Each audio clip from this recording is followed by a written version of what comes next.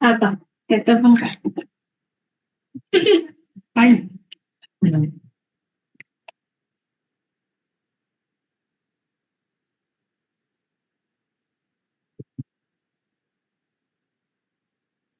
ऐकू काय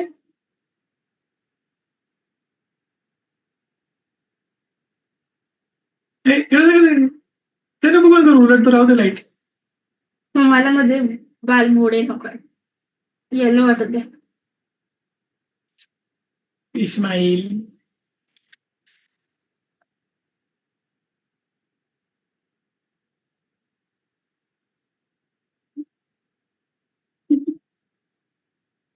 तिकडे मग बुडी वाटते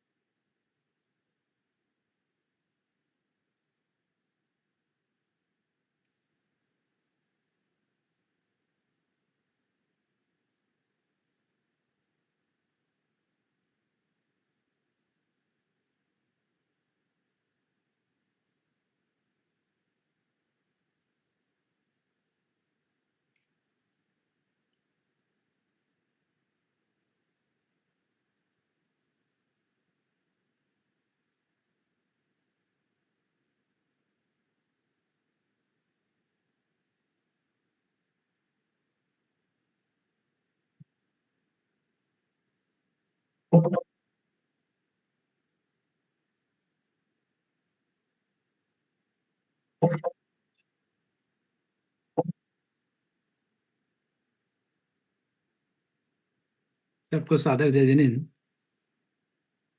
अभी हम जैसे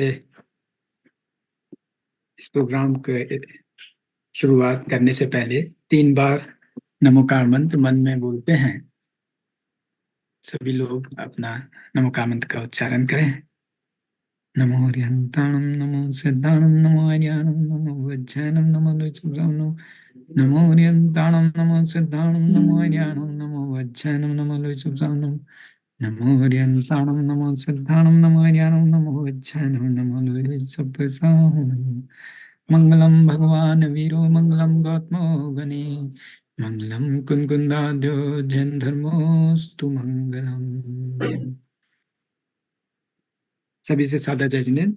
अनवी हमारे बीच में। अनवी, मैं निवेदन करूंगा अपना मंगलाचरण करें इस कार्यक्रम का मंगल शुरुआत के लिए।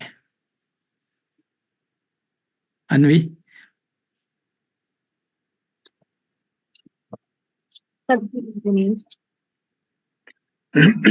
देखो अंग अंग जिन भर के जिनसे झलके शांति अपार।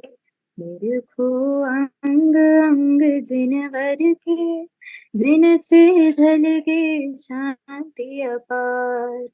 चरण कमल जिनवर कहे घूमा सब संसार। परषण भंगुर जगत में निज आत्म तत्व ही सार। आते पद्मासन विराजे जिनवर झलके शांति अपार।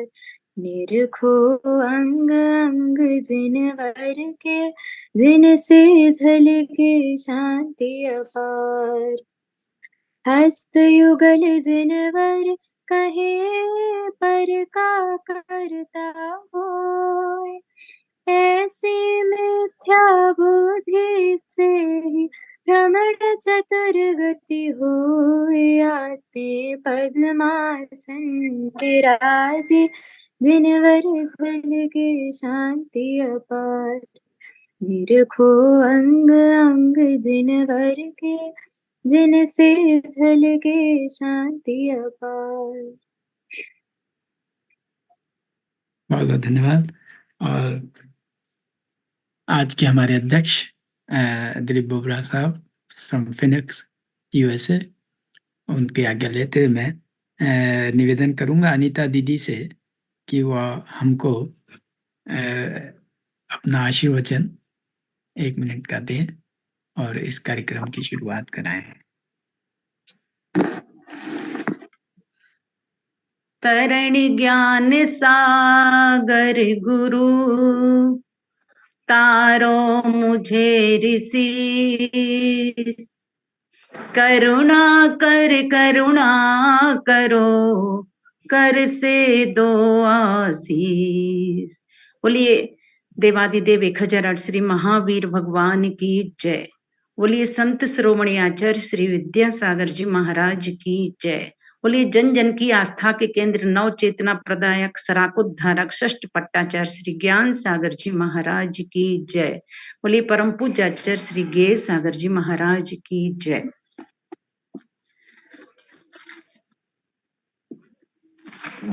आज 15 तारीख जो गुरुवार का स्मरण इस दृष्टि से कराती है कि ऐसे महान गुरुवर जिन्होंने हम शरीर को सन्मार्ग दिखाया, जो वात्सल्य के महासागर थे, साधना के सजग प्रहरी थे, सराकों के राम थे, श्रवण संस्कृति के आदर्श थे, सहजता सरलता की प्रतिमूर्ति थे।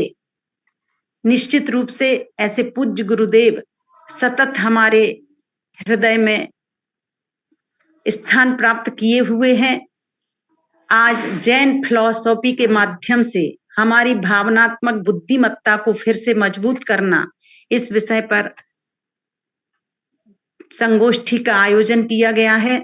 निश्चित रूप से आप सभी ने भी सुना है, भावना भवनाशनी भावना वह वरदनी। भावों का भूगोल हर व्यक्ति अगर समझ ले तो निश्चित हम अपने जीवन उत्कृष्टता की ओर ले जा सकते हैं।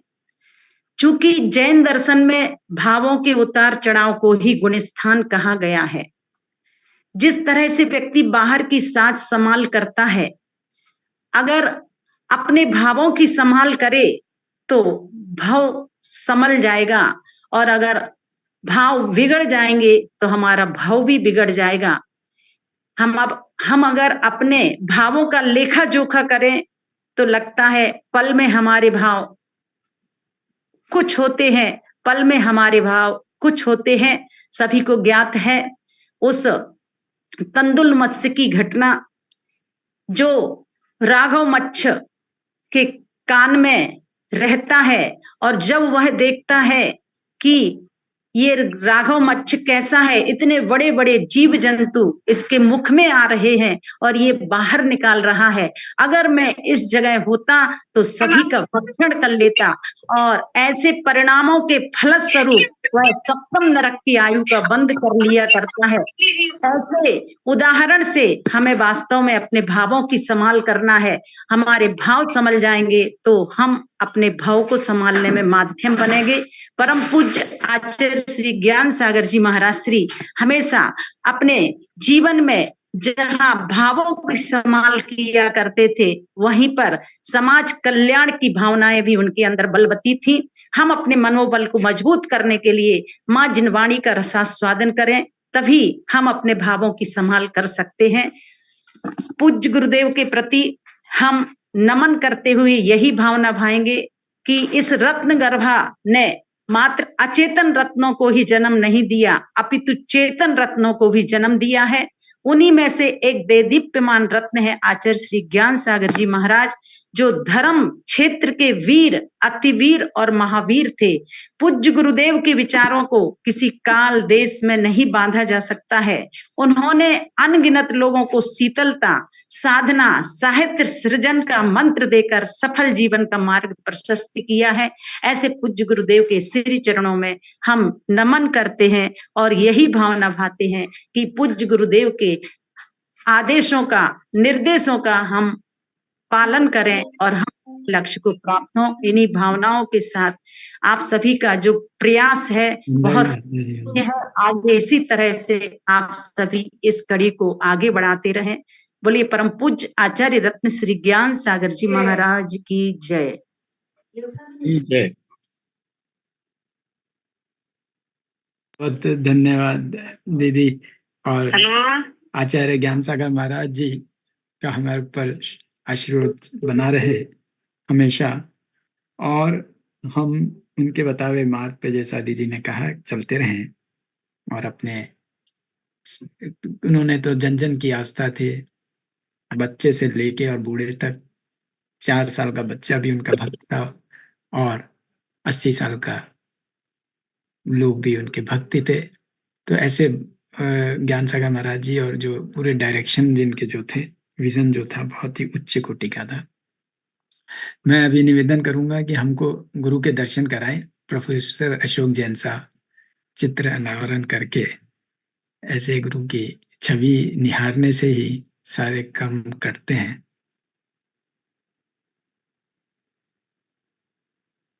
आचार्य ज्ञान सागर महाराज जी की जय हो।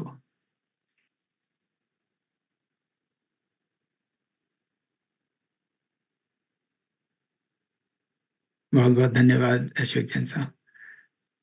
अब आज हमारे बीच में आज के अध्यक्ष, जो कि इंदौर से हैं, born and brought up Indore में, MBBS उन्होंने इंदौर से किया। उसके बाद more than 35 years he's been in the US and serving society as a surgeon, vascular surgeon. And he has a deep interest in Jainism. Also, he's been foundation president of Jain Academy of North US America and board member of the Phoenix Jain Center. So I would request him, because we know him all well and his contribution.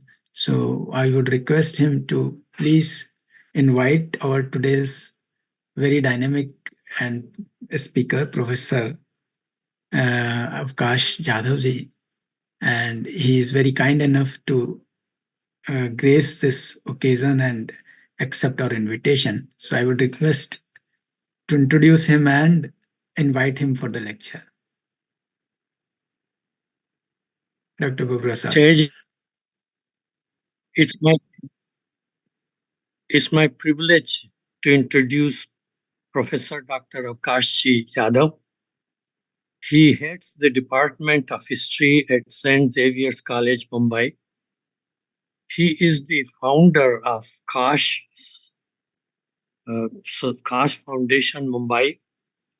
Kash Foundation has multiple directions for betterment of humanity.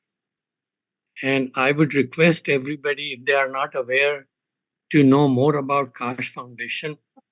His accomplishments are numerous to even mention it here, and therefore it'll be injustice for me to say a few things, but his accomplishments for the betterment of humanity and society through Kash Foundation is remarkable.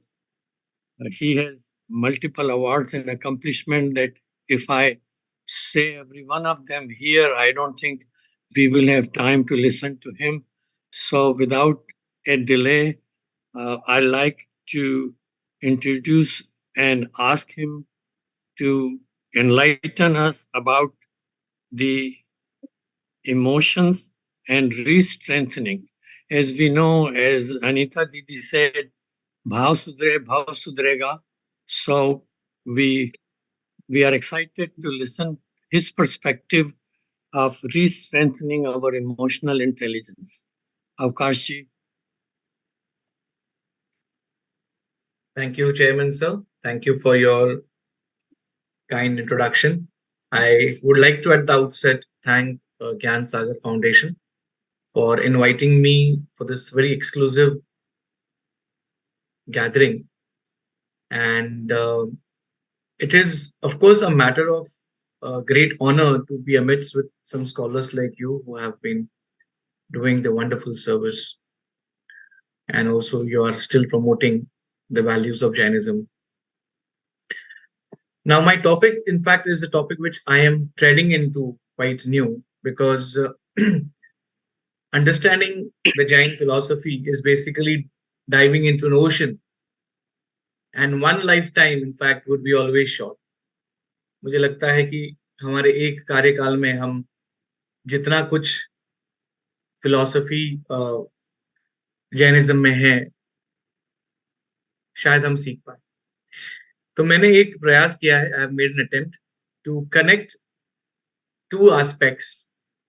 One aspect is the way this age-old ancient philosophy, which in fact has its existence and has been relevant even till date, and it's in fact is very timeless, and how it addressed the entire phenomenon and concept of emotion then, and how the Western world today looks at this entire philosophy and concept of emotions today.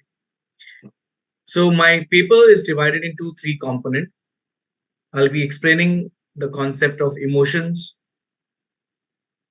the theories, then I'll be moving towards the inception and origin of emotional intelligence, understanding what exactly emotional intelligence is all about. And then coming to Jain philosophy, which covers emotional intelligence in their own ways, which is in fact more profound and more impactful. Generally, interaction मैं चाहता हूँ लोगों से हमेशा जब मैं online लेता हूँ ताकि लगे कि मैं लोगों से जुड़ा हुआ हूँ, सिर्फ ब्लैंक स्क्रीन से न जुड़े होते हुए. तो मैं 2-3 लोगों को रिक्वेस्ट करूंगा कि अगर आप लोग मेरे साथ में स्क्रीन पे आए तो मुझे भी अच्छा लगेगा थोड़ी देर के लिए. Then you can switch off your screens.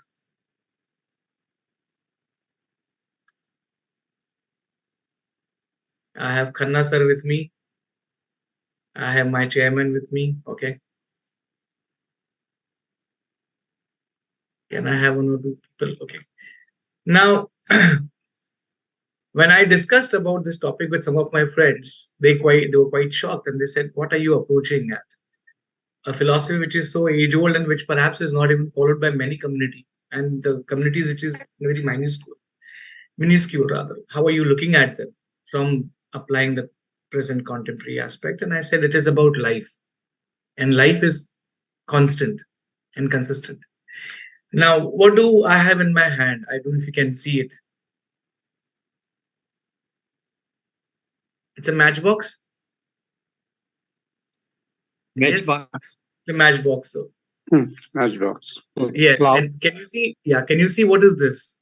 I'm sure. I'm so sorry you have to respond, but thank you for the cooperation. Matchstick. A matchstick. Matchstick. Can I expect a more specific answer?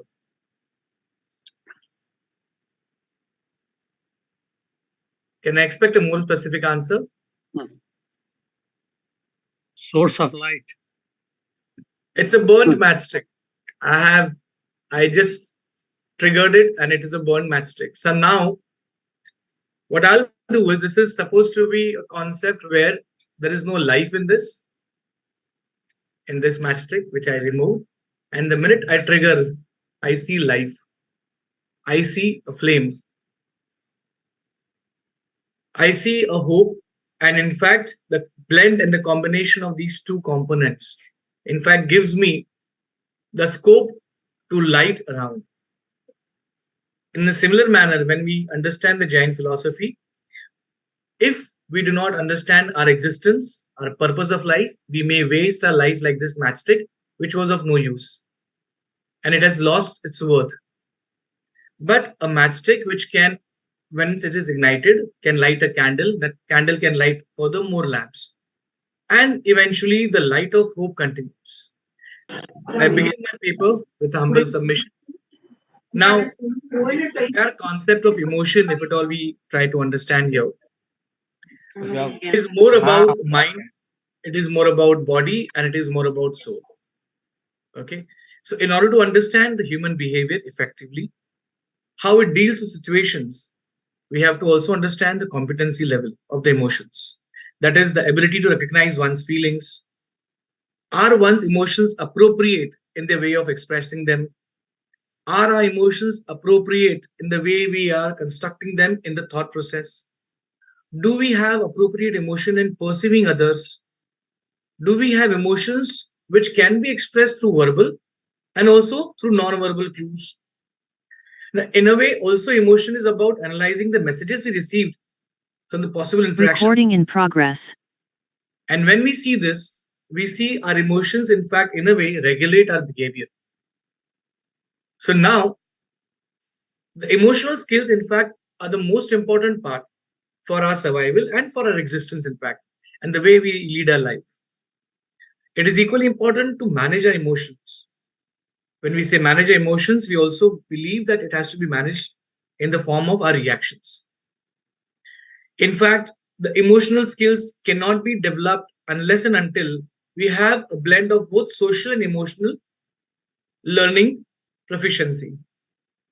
Now, what are these social and emotional proficiencies which we have to learn and we have to perhaps synthesize with our own selves? They are recommended into 5 formulas: self-awareness, self-management, social awareness, relationship skills, and a responsible decision making. Now, when we look at our emotional question, for that matter, which is an ongoing process, your IQ, in fact, stops after a particular age time. But EQ, or emotional quotient, it's a perennial process. Emotions are required, or the control and command on emotions are required, especially when we have to take our decisions. So, what is the role of emotions in decision making? Now, emotions may once have been viewed as something to be avoided when making important decisions of a lifetime. But now, the recent research and theories by Western scholars, in fact, they try to promote that emotional intelligence is something which is equally important. Emotions, clubbed with cognition, for that matter, helps in the decision-making process. Neuroscience also, interestingly, talks about the entire role, the crucial role of emotions in decision-making, and more generally, before we make the decision, or during we make the decision, and after we make the decision, how emotions, in fact, guard us, or how emotions control us. Now, while logic and reason both are considered to be objective processes, but emotions are always subjective. And that is why sometimes when we are emotional, okay, people confuse our emotions sometimes with being irrational. But it is also important for us to understand that emotions cannot be separated from human decisions and actions. And they can also be quite productive. But if emotions are not guarded properly, they can also lead to destructive procedures as such. Now, what is the phenomenon of emotional intelligence? Now, this very term EI, I would recommend this or use it as an abbreviated form in the due course. EI, emotional intelligence, was for the first time used in 1961. In 1990, it was used more profoundly by Mayer, Salvori, and Crusoe, who in fact wrote 2 interesting articles on emotional intelligence. And they explicitly defined what exactly is emotional intelligence. And I quote here: emotional intelligence refers to an ability to recognize the meanings of emotions and the relationships, and to reason and problem solving should be based on that. Emotional intelligence is involved in the capacity to perceive emotions, assimilate emotions, emotions related feelings, and understanding the information of those emotions, and finally how to manage them. This is how they defined it. In the due course, EI started getting updated or upgraded.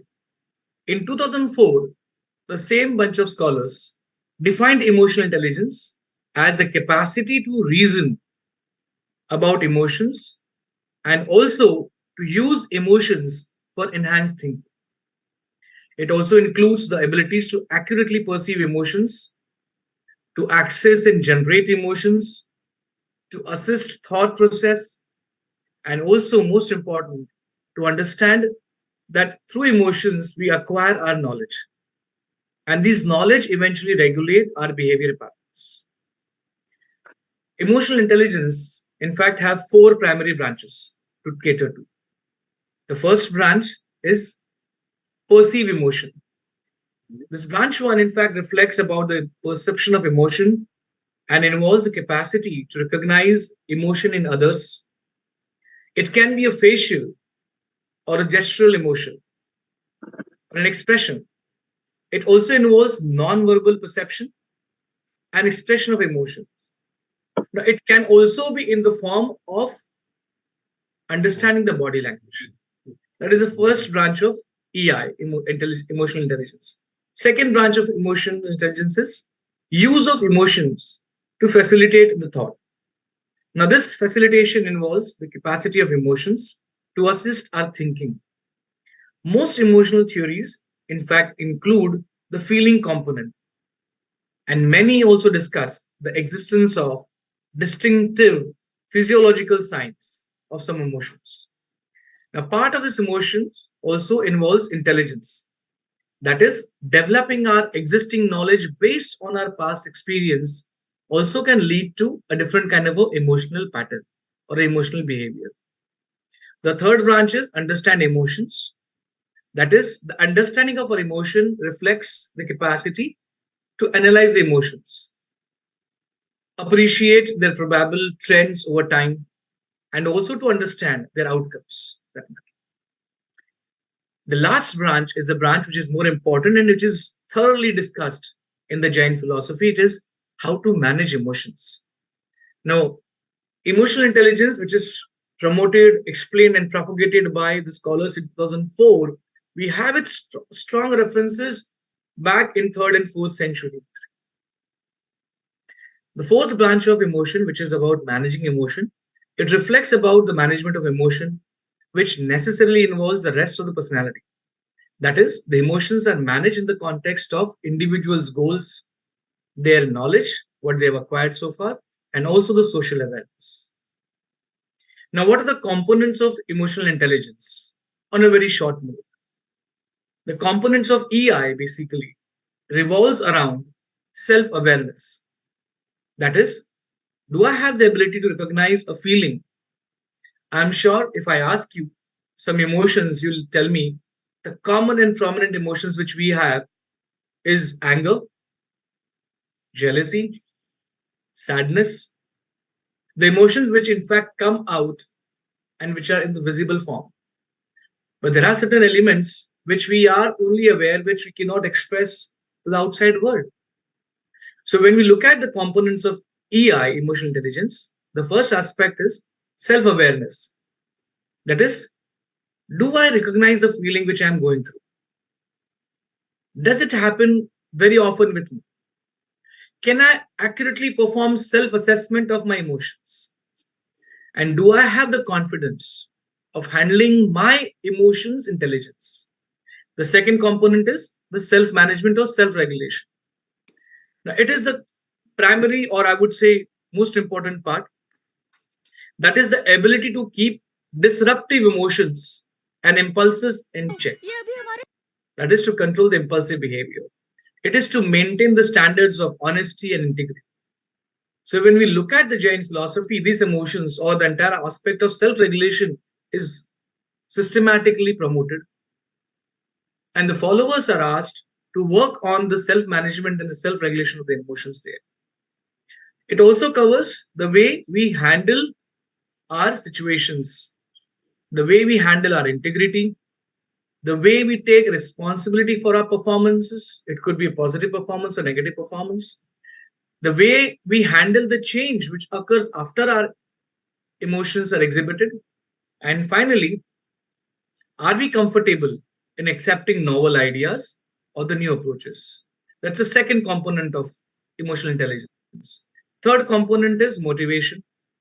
Now, motivation is emotional tendency for that matter, which guides or which facilitates the entire attainment of goals.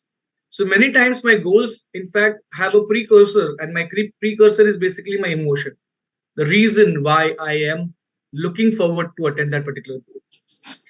Now, in the process of achieving the desired goal for that matter, my entire journey also is determined, and how my emotion fluctuates, how far I'm motivated and how long I'm motivated. And am I motivated assertively, or am I motivated to the extent of going to the extreme of attaining the desired goal? And do I follow multiple other harmful aspects in attaining that goal? Are all what is basically discussed in this. So in conclusion for this part, motivation, do I maintain my optimism of with the same aspect when I started my motivation to attain this goal?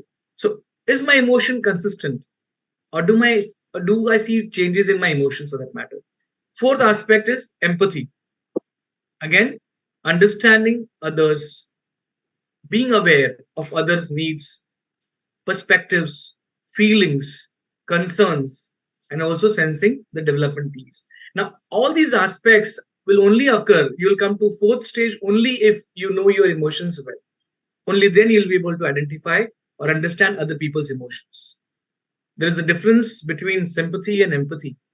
Empathy, in fact, is more empowering. Empathy draws a line. Empathy, in fact, respects the person who shares the feelings with. Last aspect of emotional intelligence component is the social skills. Now, the social skills are the fundamentals of the emotional intelligence for that matter. It includes, on a very clear term, the act of persuasion skill. Can we listen without any judgment? How well we are in our convincing. How well we are in inspiring and guiding. How well we are in nurturing the relationships around us. How well we are in creating a different kind of a synergy where not only I grow, but I also allow others to grow with me. So when we look at the entire aspect of Kaivalya and the concept of liberation of souls, it was not limited to Mahavir himself. The minute he acquired it, what you see is the very aspect of social skill developed, and he felt like giving it to people so that even they can go through this wonderful journey of understanding their emotions. Now, EI, in fact, very categorically looks at some of these emotions as, in the nature context, it is a very innate, it is inherent in all of us. Okay, it's a personal quality. The only thing is we need to know how to sharpen it, and we need to know how well we can be aware of it. EI is also, at times, if at all we do not know about it, we are not aware about it, we can actually acquire the skills through some kind of external motivation for that matter. And these competencies in the longer run, when they are enhanced, you see a different kind of existence. Now, when I was trying to, with my limited knowledge, and I must have my confession beforehand to all the esteemed scholars, I am venturing into the arena of Jain philosophy as such, and I'll try my best to guard my words here. Now, given the entire salient nature of the religious philosophy of Jainism, in fact, it to a great extent has helped in shaping the lives, the behaviors of many individuals for that matter. It follows very strongly and very strictly the religious forces, which have great potential in the formation of both virtues and also mindsets. As the philosophy of Aristotle goes, that many times religion is distant from wisdom. And I quote here, ethics and wisdom are inherently linked. And one of the hallmarks of wisdom is phronesis, which is sometimes referred to as a practical wisdom or prudence. Now, what we see in Jainism is a practical application for that matter. And the process very often involves self-evaluation.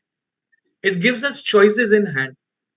And also it gives us perhaps resolutions how to come out of a situation where you are entangled by emotions for that. I was very strongly impressed by this work I was going through on the commentary of Tattvartha Sutra, which is translated by K.K. Dikshit. In fact, the treatise which is written around 4th and 5th century is still relevant in modern times, has been a reference point for many Jain acharyas for that matter. In fact, the very component explains that how the ideal Jain householder should be conversant with these 12 concepts like Jiva, Ajiva, Punya, Papa, Asarava, Samvara, Vedana, Nirjara, Kriya, Adhikarana, Bandha, Moksha. And this entire volume, in fact, which is as good as 1500 years plus old, goes in the format of explaining to us the various stages and various stages. Referring to Dr. K.K. Dixit's work, the entire breakup of the chapter here is more about actually developing our emotional intelligence. Chapter number 1, which deals with the entire investigation into cognition, which is about process of acquiring knowledge, understanding through experience, our thoughts, and the senses. In fact, it is more important to develop our perception. The next 4 chapters, that is again in the same sutra, deals or rather is devoted to debate and discuss more about the concept or investigates the concepts about cognizable, the entire art to know or to enhance, how to enhance the capability of knowing about it. The last 5 chapters from chapter 6 to 10 are in fact devoted to investigation and the investigation to the conduct, how well you're leading your life. In fact, the other interesting area of work which I came across, and I would like to quote that also, the work of Narayan Lal.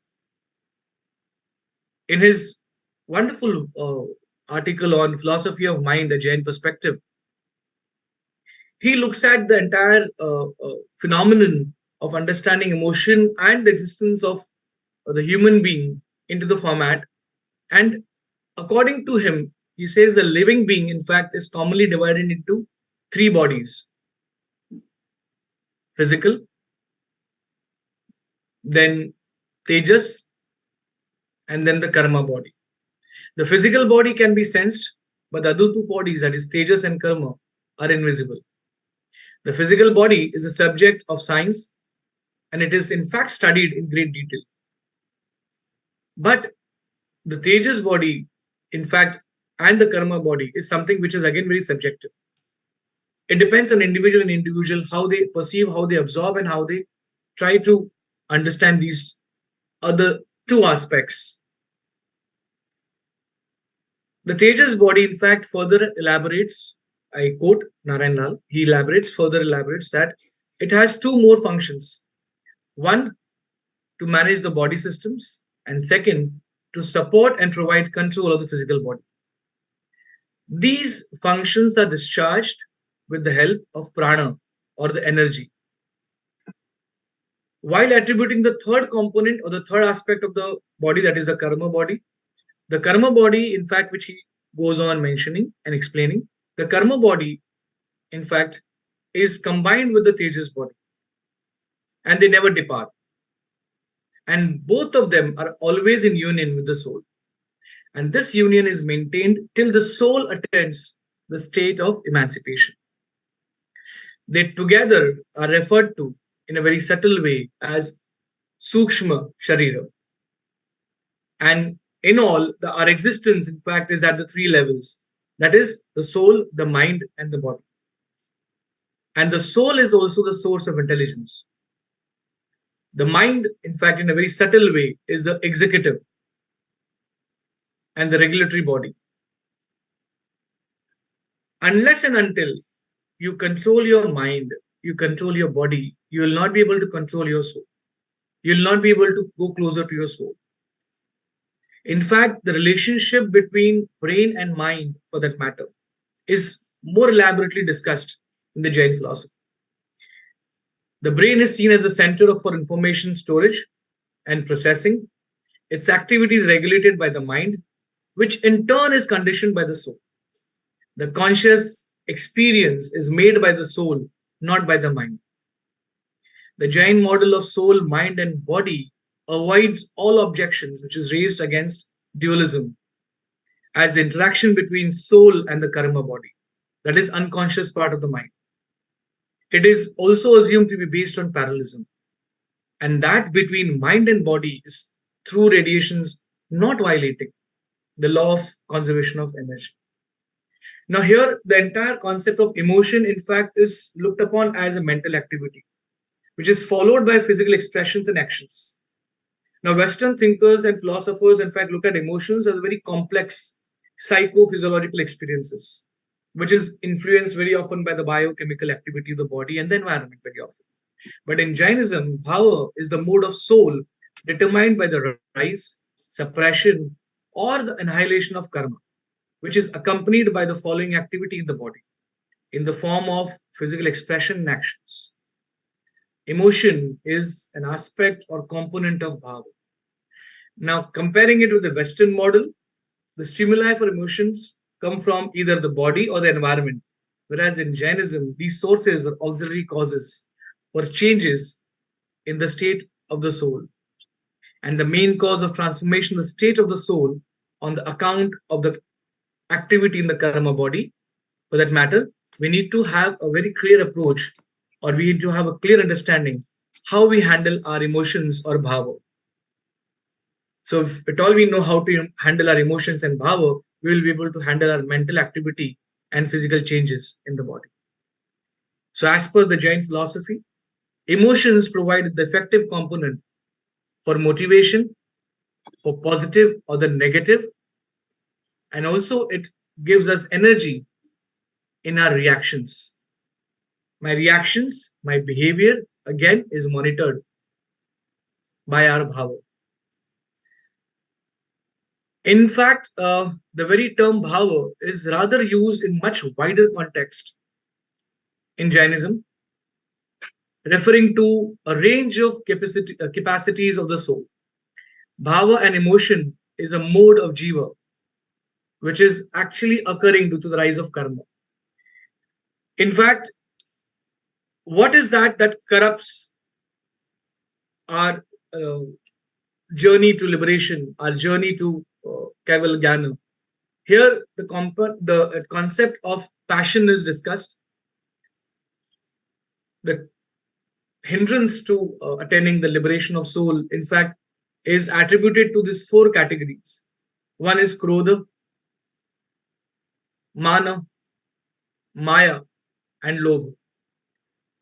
If we can overcome these three aspects, which are again mentally operated, or in fact, the genesis, in fact, is more in our mind, it is more connected to the emotions for that matter, we will be able to control again our reactions as such. In fact, there is more emphasis on the moral acts, and the karma has to be designed and designated on the lines of transparent and clear emotions as such. We also see the very strong references in terms of explaining the philosophy, the attributes of the virtues. Each virtue, in fact, has its own rationale, has its own explanation, has its own non-performing consequences for that matter. Very strongly, it gives us the phenomenon of coexistence around us. When you are in power, you try to exercise the power over others and you use force. And then while using force, you may also engage in non-violence. So one of the basic tenets of Jainism, in fact, is to promote ahimsa and non-violence. So it is not just non-violence towards another human being. It is also non-violence to the entire ecosystem around. So when you have the authority and you have the power to damage and destruct, you control your emotion, you allow the other living beings to coexist with you. The entire aspect of detachment, aparigraha, where the entire possession, what you call yourself as the primary owner of certain things in certain aspects. The minute you get into the garb and the disguise, in the robe of detachment, aparigraha, in fact, that is the time when you are liberating yourself from the emotional entanglements. And then you'll see your emotional entanglement, when they get released, you see the level of intelligence is much higher than what you are entangled as such.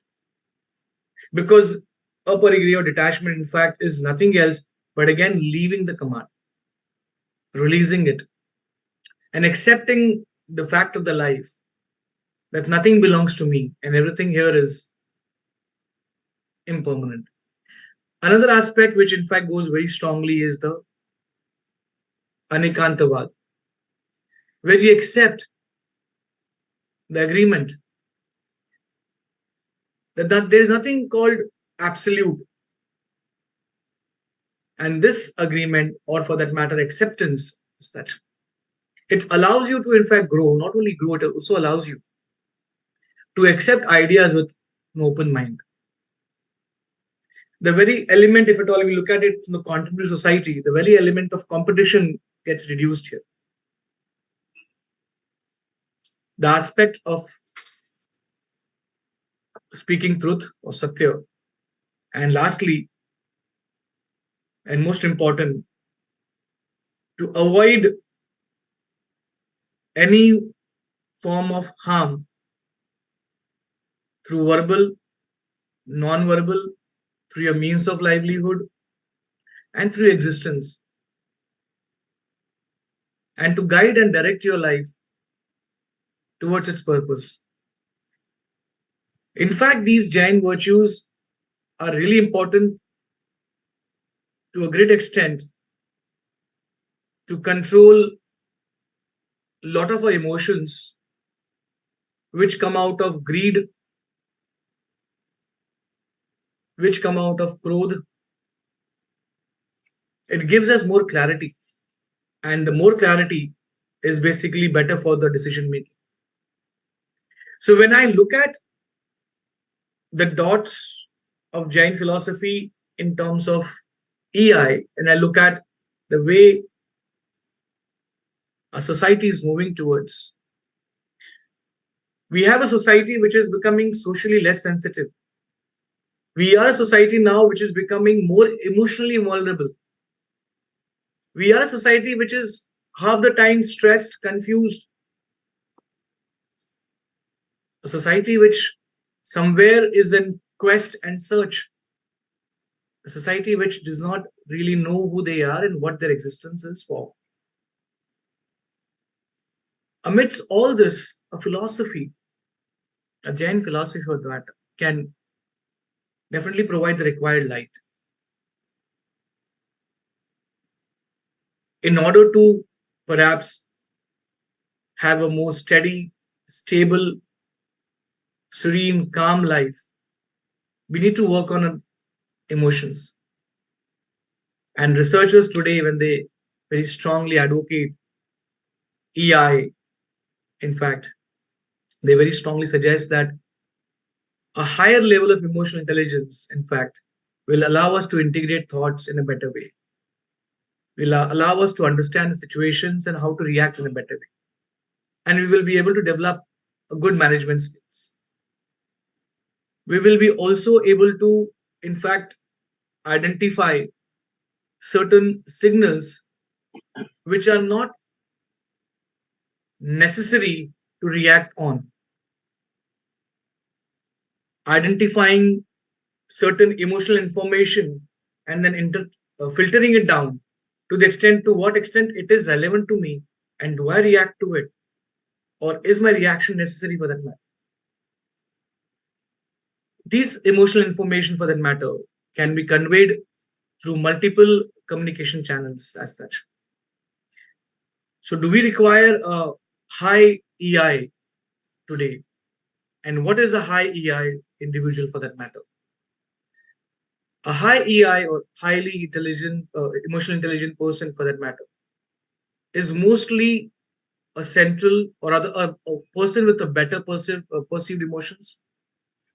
He uses his thought more accurately. He knows his reactions and he knows the consequences of the reactions. Solving emotional problems, which requires cognitive efforts for this individual, so he works on his cognitive skills for that matter. The person also tends to be more on a higher level in terms of verbal, social, and in the other intelligence dynamics. The individual tends to be more open and agreeable than others. Most important, it somewhere puts a stop or somewhere hinders our advances towards destructive or the negative emotions or negative reactions for that. So my final submission is, when we look at EI today with the context from the Western scholars, in fact, this arena is open for discussions and debate today in the world. And EI today is also applied when you have selections for various leadership posts and positions, managerial positions and posts for that matter. And they would like to generally check, apart from the IQ level, they also like to check now the emotional quotient and how far the person is on a better equipped phase of EI as such. But these are the parameters which have been inherent with us and which were propagated and advocated since ancient times. It is perhaps the new theories, the new ways of lifestyle has distanced us from understanding our own emotions today. It is really a time for the youngsters, for the youth, to at least refer to some of the critical or some of the core aspects of Jain philosophy, rather than looking at from the bracket of a religion, but rather than looking at from the bracket of how do you advance your emotions for that matter, and how it can lead to a more successful life. I have my submission here. Thank you very much.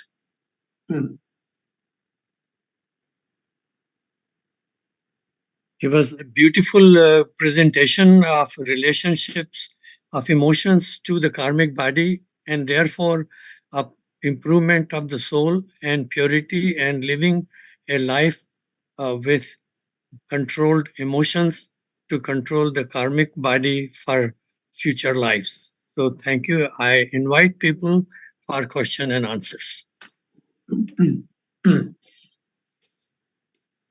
I am Dr. L.C. Jain from Jabalpur, sir. Hello. Namaskar, sir. Dr. Jain, how are you? Fine, sir. I want to have some query from Dr. Jadhav. Really, it is wonderful to have listened his talk today. I am very sorry that I was not properly informed of the timing. I thought that the lecture is from 7 p.m. But later I could guess that it already started, so I missed some of his portions. Still, with due apology, I want to submit from Dr. Jadhav, that what is the role of karma towards the control of our emotions. Emotions, whether we can control our emotions through karmas or by brain or by mind. So that is my query. Because the Jainism is perfectly says that it is Sanyam, it is the control of emotions, which is very important. So that is perhaps very alarming question I am putting. So kindly solve my query, sir. Thank you. May I answer that? Please. Yeah, I would thank you for your question, sir, and it's wonderful to see you again. In fact, Jainism recognizes 8 major types of karma, in fact, and they are classified as harmful or non-harmful karma. Because of the shortage of time, I had to skip this bigger aspect here, but then thank you for your question. That gave me the scope. Now, I would read. Now, each category is further divided into harmful and non-harmful. Both are into the 4 both are classified as four karmas as such. Now, the harmful karmas basically are a perception that obscure karma, okay, that is darshana varnya, then jnana varnya, that is knowledge that obscures karma, then antaray, that is obstacles that produce karma, and the mohaniya, that is the deceiving karma. Now, the harmless category of karma basically is more on the line of the karma which is responsible for the physical and mental condition. Then the karma of ayu, that is longevity.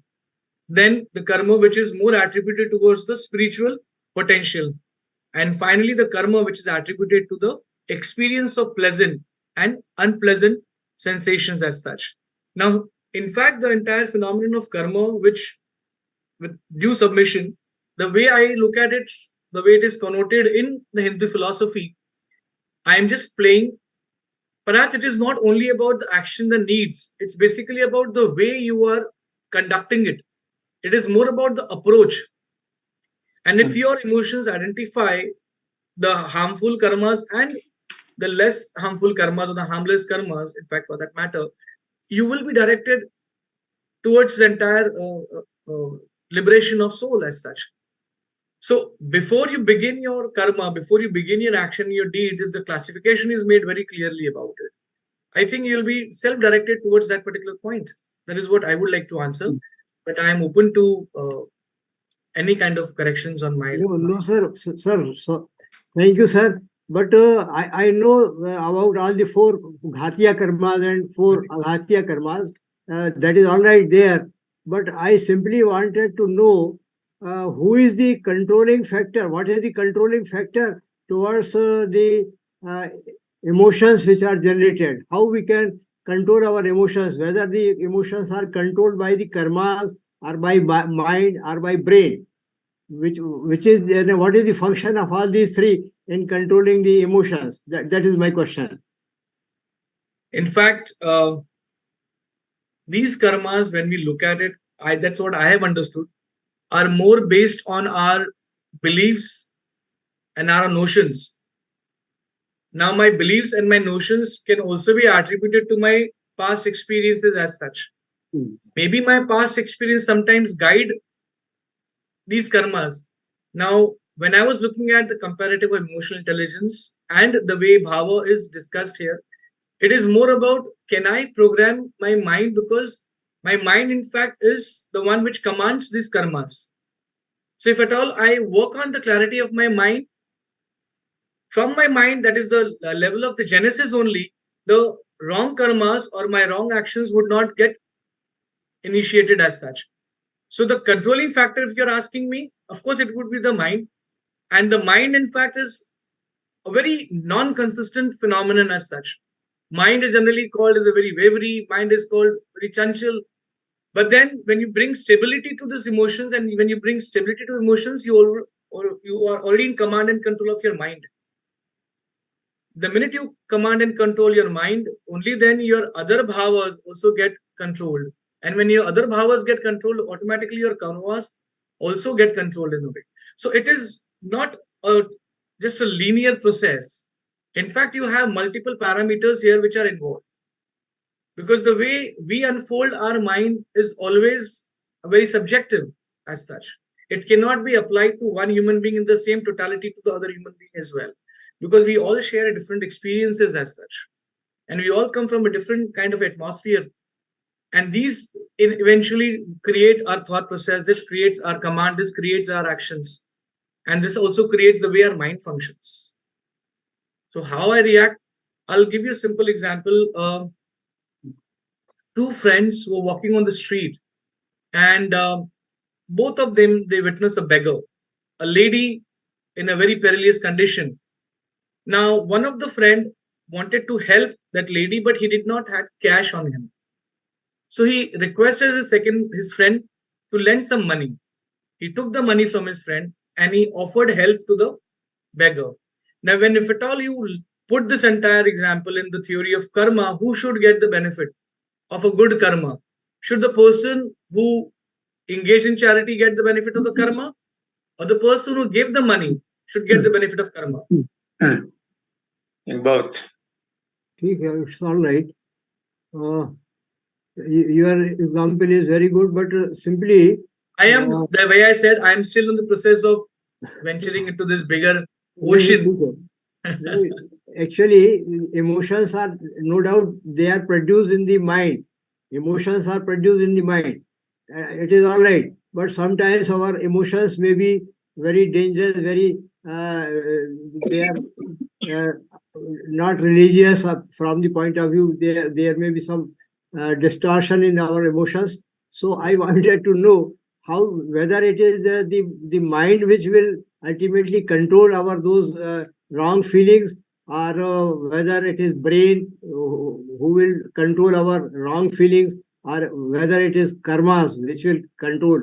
So I wanted to know actually that thing, but it appears that it is our mind where the emotions are produced, and it is the mind which can control also.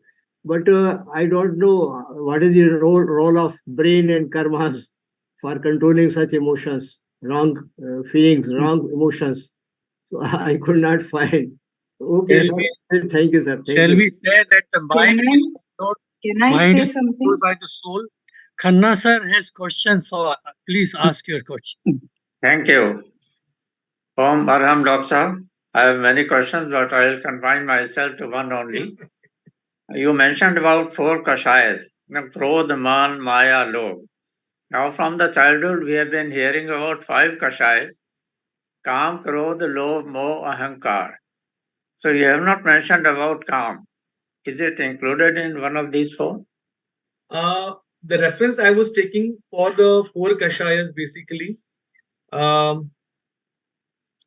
were from Hemchandra's work, which was written down in 11th century. Okay, and the 4 cardinal kashayas is what they mentioned there, and then eventually Kamo perhaps got added to it. But I take your point of reference into acceptance that perhaps even the 5th kashaya should also have been incorporated as such. I feel Thank you for that suggestion. that is the strongest, I feel. And we can When I was also say reading it this, comes in the I 5 found it schemes. quite parallel to the Purusharthas also there. Like when you look Oh. at the Purusharthas as well, you have the 4 Purusharthas which does talk about karma as a component also there. I was looking at how far these ideas in fact also cross their fences and boundaries, and how certain ideas were so much equivalent at the same time, and that explanations were quite different. Actually, I will enter may I give his answer, sir, about Khanna's question? Actually, Kam, Krodh, Man, Maya, Lobh, these are the 4 kashayas. But if we go deeper inside all these 4, the Kam is already there. The very precise description of all these 4 is the simply broader picture of the kashaya, Krodh, Man, Maya, Lobh. But if you go further in details of these all 4, then Kam is one of the kashayas included in the detailed study of these 4 kashaya. इन 4 कषाय के बीच में ही जब detail में बहुत detail इसका study है, उसमें ही जो बीच में काम का भी आता है, ब्रह्मचर्य व्रत वगैरह भी आता है, लेकिन ये 4 जो है स्थूल रूप से ब्रॉडर पिक्चर कषाय की है, जो क्रोध, मान, माया, लोभ. लेकिन आपका क्वेश्चन जो है काम के बारे में, वो जब इन चारों को अपन और डिटेल में स्टडी करते हैं तो उसमें इंक्लूड हो जाता है. That is my submission. Thank you. DC Jain Saab had a question. Yes, I am very happy to hear the lecture of Dr. Jadhav, and I have one question, that can we have, is there any thermometer by which we can assess the emotional IQ?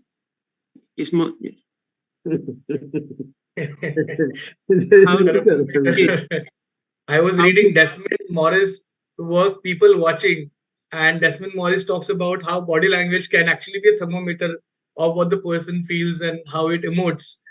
But the thermometer, I don't know if I should say this. Last December, I was in part of this gathering where one of the scientists, in fact, came up and he said, we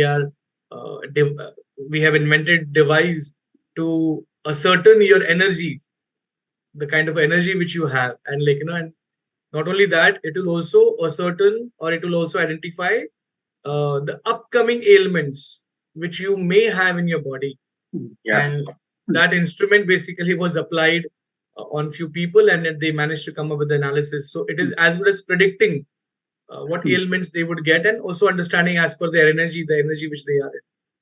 But I don't know, because we are, as humans, we are more interested in relying on this techno aspect than understanding that our own mind and body is one of the fantastic engineering work. The only thing which is required is self-realization. So, doctor the DCN chemical sir, analysis is what is more important. Doctor as a DCN sir, मैं आपको बताऊं, ये आगम के हिसाब से thermometer तो कषाय का नहीं है, लेकिन 4 उसके भेद दिए हुए, अनंत अनुबंधी, प्रत्यक्षान, अप्रत्यक्षान और संजनन, उस हिसाब से चारों का वर्गीकरण किया गया है. तो वो उसको अपन थर्मामीटर माने, या आगम की भाषा में जो दिया है अनंत अनुबंधी कषाय, प्रत्यक्षान, अप्रत्यक्षान, संजनन, ये 4 प्रकार के भेद उसमें किए गए हैं. उनके एग्जाम्पल वगैरह भी आगम में दिए हुए हैं.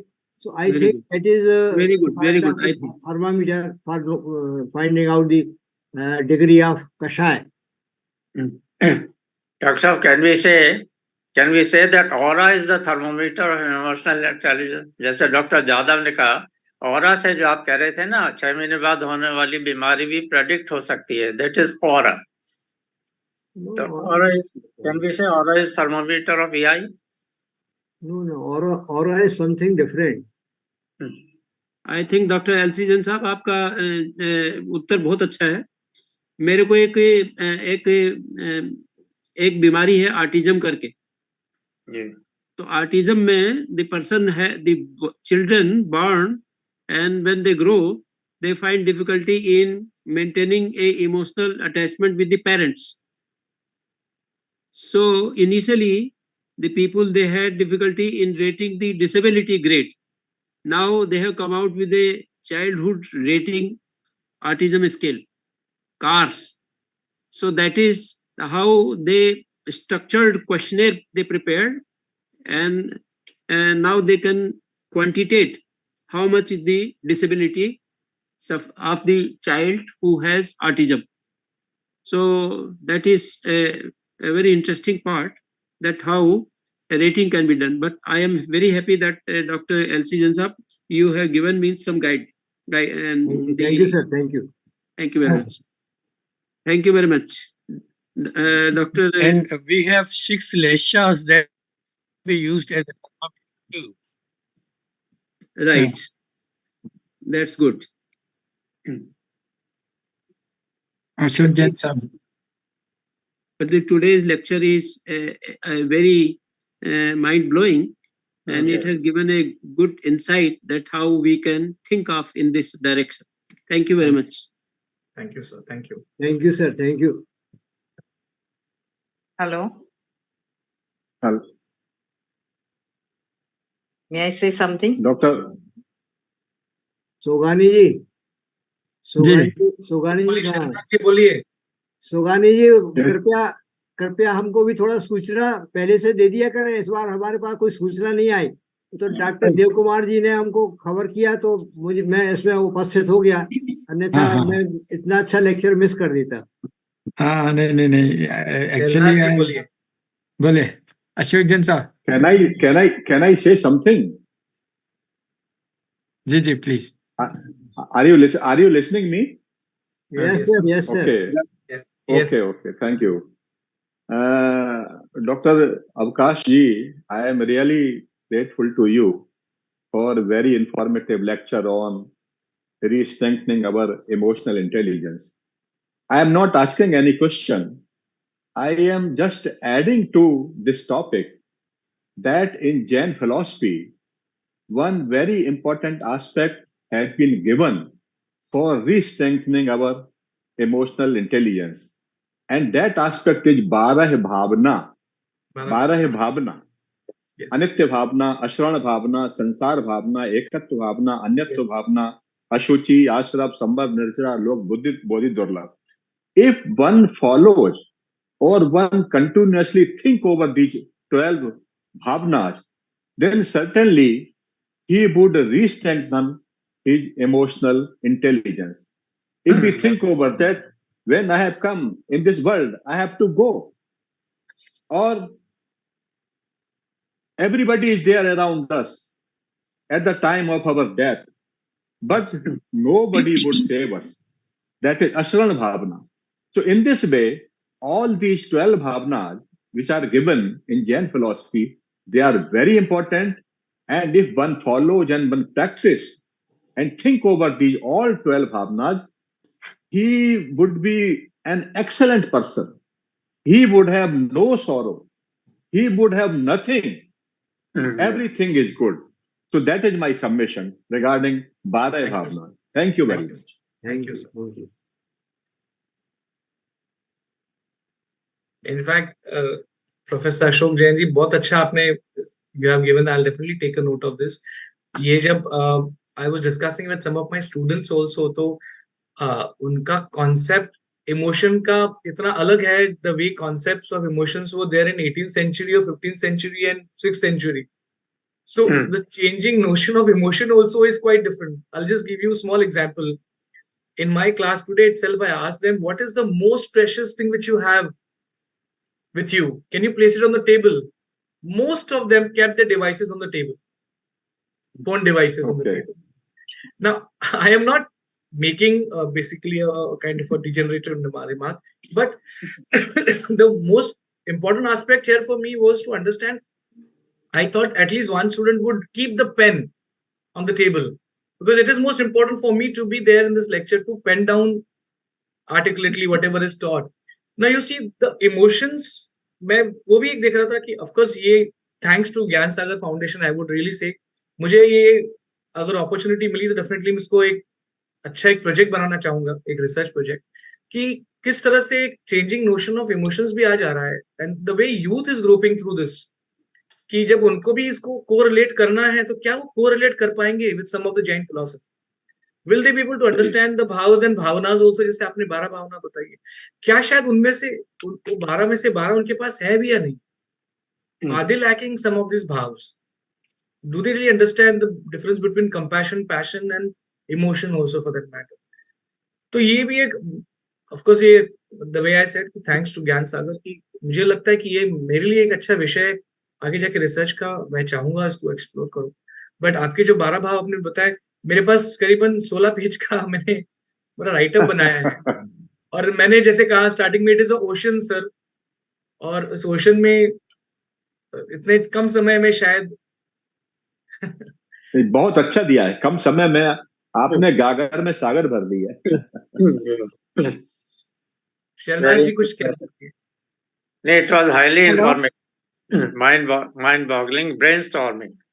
It has given us a lot of food for thought, before food for our stomach, dinner. Very interesting. I will interact with you directly also. शर्नाज जी बोलिए. We have one question there. Yes, you've explained Jainism very well. I don't know anything about Jainism much, being a Parsi, but I feel that Indian philosophy itself has a lot of parameters which you've explained, and even in yoga you have the similar parameters like body, mind, and soul, and the 5 koshas, where so you have to go not straight to the Anandmaya kosha. You have to go right from the beginning, Annamaya kosha, then Pranamaya kosha, Manomaya kosha, and Vijnanmaya and Anandmaya kosha. So you have to go step by step, not just go to the last step immediately. And so I found the parameters very similar. And another thing which I felt was that we are talking about mind. We cannot control mind, but we can control breath, because breath has only 2 paths, one in incoming and outgoing. So if we concentrate on the breath, automatically you can control the mind. That's what we have learned. Correct. I'm a very small person compared to all of you, but this is what being into yoga, I have learned this. So that's why I'm just sharing with you. Sharnaji, thank you. That's what I said. It is not a linear approach like which we can have. It has got multi-dimensional aspects to be covered as such. Thank you for your comment. Thanks. Can I? Sir, yes, please, sir. जी, can I say something? Yes, sir, please. जैसे भी मेरे predecessor डिस्कसेंट ने कहा कि मन को control करना बहुत मुश्किल है। मैं तो अजैन हूँ, मैं भी उनकी तरह सीख रहा हूँ, मैं जिज्ञासु हूँ। पर महाप्रज्ञ जी जो थे 13 पंथ के 10वें, उन्होंने कहा है कि मन के आगे जाओ, भाव को पकड़ो, या चित्त, वो कहते हैं कि मन नहीं चित्त को पकड़ो। मन तो इनोसेंट है, पड़ा हुआ है, जैसा चित्त ने दौड़ाया इंद्रिय वो दौड़ रहा है। तो आप इस बारे में कुछ कहेंगे? वो कहते हैं नहीं, मन के आगे जाओ। उनकी एक पुस्तक है मन और चित्त। मुझे लगता है पहले मन को समझना जरूरी है कि मन के अपने भाव किस तरह के हैं, किस प्रकार के हैं। जब वहां पर आ जाएगा तो ऑटोमेटिकली हमारा सेकंड पड़ाव वही होगा कि चित्त तक आप ऐसे ही पहुंच जाओगे, क्योंकि आपको पहला पायदान इतना अच्छा मिला है कि आपको सीधा ऊपर जाने के बजाय आप एक स्टेप जब जा रहे हो तो ऑटोमेटिकली आपकी माइंड बॉडी ऐसी प्रोग्राम हो जाती है। जैसे मैंने अभी कहा कि आज की युवा पीढ़ी जिस तरह से प्रोग्राम हुई है कुछ चीजों को लेकर, तो उनका तो चित्त ये कॉन्सेप्ट बहुत ही उनके लिए शायद डिस्टेंट रहेगा। मुश्किल, या आई एग्री, उनके लिए बहुत मुश्किल है। हाँ, तो उनके लिए ये जर्नी अपने आप में, पहली सबसे बात तो कि पेशेंस है क्या इस जर्नी को करने के लिए, पेशेंस है क्या खुद को समझने के लिए। आज आप सोशल मीडिया जिस तरह से इमोशन, और सोशल मीडिया का एक मेरा राइट नाउ पेपर चल रहा है, सोशल मीडिया और इमोशन कितना कनेक्टेड है। अगर आपने कुछ पोस्ट कर दिया है फेसबुक पर या इंस्टाग्राम पर और आप अगले 1 घंटे में आपको एक भी लाइक नहीं मिलता, I can not tell you कि किस तरह से वो यूथ या वो लड़का या वो लड़की डिप्रेस फील करते हैं। They feel socially disconnected, they feel कि nobody likes them. Now that virtual liking is attributed to an emotion, and emotion basically has nothing to do with your personal interaction. I fully agree with you. In fact, मैं और doctor DC Jain साहब कई बार ये कर सकें। बात की है कि अपना हमारे यूथ को कैसे हम गाइड करें, कैसे उनको सही डायरेक्शन में लेकर जाएं। It's really a matter of concern. Absolutely. Doctor, Thank you very much. Sogani जी। जी, बहुत बहुत धन्यवाद प्रोफेसर अवकाश यादव जी, आपने हमारा ये इनविटेशन स्वीकार किया और इतना वंडरफुल लेक्चर, और सभी and very interactive. I would say everyone was enlightened and excited about this, how this journey can go forward also, because as you rightly mentioned, it's an ocean and we can find out at least some of the diamonds or some of those things out of this to create something novel. And I wish we could have more interaction with you in the future as well. Thank you. And I really thank Dr. Bobra ji also for giving his time and wonderfully organizing this lecture. And thank you all the participants, Dr. G. Jain Sahab, Ashok Jain Sahab, Khanna Sahab, हमारे regular listener हैं. And many more. I think Gogri ji is there. A lot of people. I'm not taking full names, but I really thanks all of them for joining today. And we wish that we continue this our journey and have something concrete on this topic, at least on emotions, where we can link our youth also, and how do we go forward with. Let's see. So, Bobra Sahab, if you have some last words to say, please. Special thanks to Chairperson, sir, from my side. Thank you very much. It would be good for us to keep your new research as if you pursue it. Let us know what the outcome is. Keep us informed. Thank you all. Jai Jinan. Jai Jinan. Thank you. Record.